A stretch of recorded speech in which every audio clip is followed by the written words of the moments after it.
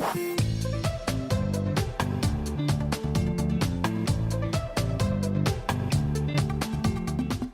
what's up, everybody? Steve Schwartz here from LSAT Unplugged, joining you today to share why I don't recommend taking the June LSAT just to see how you'll do. Before I get into it, a little bit about LSAT Unplugged.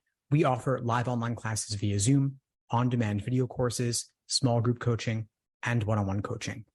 Check out the links below this video to find out more and to book a call with me and my team. We'd love to help you out. So the reason I'm making this video is that a lot of folks tell me they'll take the LSAT just to see how they'll do. They want to get familiar with the online proctoring system. Totally get it. This year, however, is a little bit different. Specifically, the June LSAT administration is actually the last one that will be ever administered by ProctorU. Going forward, beginning with the August LSAT, it will be administered by a company called Prometric, which has never administered the LSAT before. But going forward, starting with the August LSAT, they will administer both the online LSAT, which was previously done by ProctorU, as well as the new in-person LSAT option where you take it at a physical test center location. What all of this means is that taking the June LSAT with ProctorU will not give you an accurate depiction of what it would be like to take the LSAT online with Prometric in the future. Two different testing companies, two different proctoring setups for the online LSAT. So my question then is, why would you take it online with ProctorU just to see what it's like when your actual LSAT that you really care about is going to be with a different company with a different proctoring setup?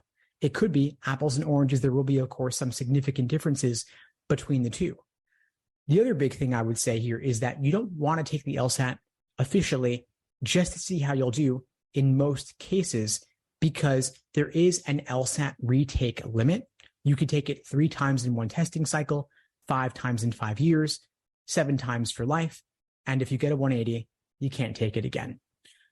All that to say is that this LSAT retake limit means you shouldn't burn takes when you know it's not the real thing for you, meaning it's not the test that you care about and you don't expect to achieve your goal LSAT score. If you want to take a practice LSAT just to see what it's like, there are nearly 100 of them available on LSAC's Law Hub platform. Of course, you won't have the stress of the actual proctoring, but in my view, it's worth taking it there just to see what it's like. Time yourself strictly, score yourself afterwards, and then know that you do have that retake limit to consider, to take into account. And you don't want to burn takes because let's say you take it in August and then there is a proctoring issue or there's an internet malfunction of some kind. You've already burned one take. You take it again in September, but you get nervous. So then finally, November, let's say, was your last attempt for that cycle. The other thing is that law schools can see all the takes on your record. So you don't want to have an additional take, an additional line on your record if you can avoid it. Of course, law schools do not average multiple LSAT scores. They only take the highest. They don't really care if it's a cancellation or a low score if you ultimately followed up with a higher score, but there is a limit to the number of takes you want to have on your record. And of course, you never know what will happen in the future. So better to be prudent, better to be cautious and take it when you feel that you are likely to achieve your fullest potential on the LSAT. So don't make the June LSAT your dry run.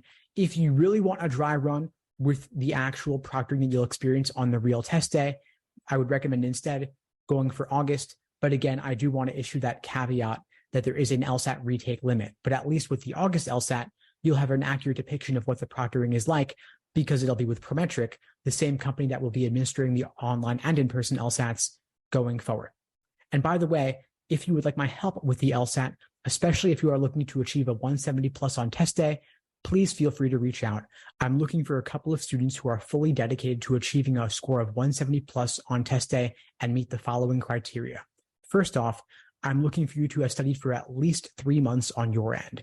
Secondly, I'm looking for you to have built a strong foundation in the basics of the LSAT, the different sections and the different question types. And finally, I'm looking for you to have achieved a score of 160 plus on at least one timed practice test. If you meet these criteria, I'd especially love to hear from you. If you haven't yet, that's okay too. We have a number of other ways we can support you as well, whether it's through our live online classes via Zoom, our on-demand video courses, and small group coaching, in addition to, of course, the one-on-one coaching. So if you'd like my help, with any of those options, please feel free to reach out. My team and I would love to help you out. Check out the links below this video to find out more and to book a call with me and my team. We'd love to help you out.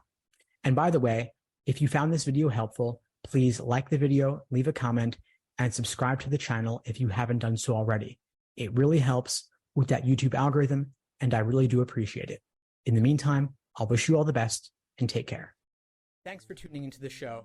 Please subscribe if you haven't done so already to be notified of new episodes as I release them, and feel free to reach out if you need anything at all as you move forward with your prep. I'm happy to help however I can. In the meantime, I'll wish you all the best and take care.